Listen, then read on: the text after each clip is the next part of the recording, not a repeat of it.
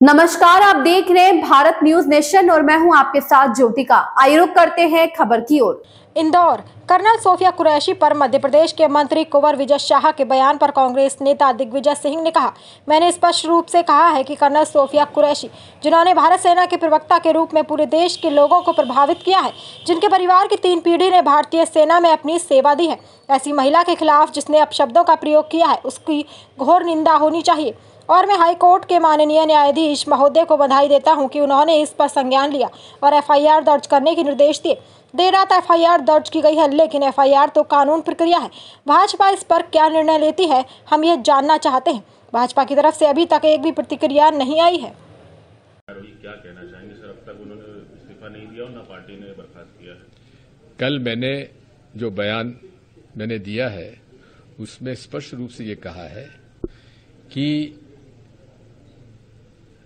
Colonel Sophia Qureshi, जिसने कि भारत सेना के प्रवक्ता के रूप में पूरे देश के लोगों को प्रभावित किया है, जिसका 3 पीढ़ी सेना में, उनके दादा, उनके पिता और वो स्वयं भारतीय सेना में उन्होंने सेवा दी है, और वो एक उन पहली कमीशन्ड ऑफिसर है जिनको की महिलाओं को सेना में कमीशन मिला है।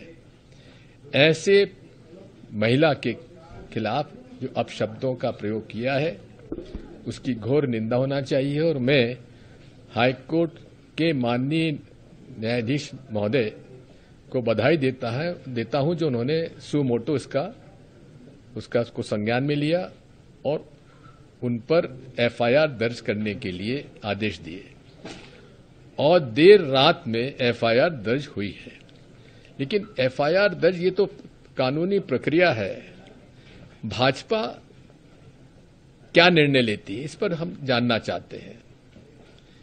ये केवल विजय शाह का बयान नहीं है, ये भारतीय जनता पार्टी के troll army, Bharatiya Janata party और संघीय विचारधारा के मानसिकता के भारतीय जनता पार्टी के लोग आज पूरे तरीके से इसी मानसिकता से ग्रस्त हैं।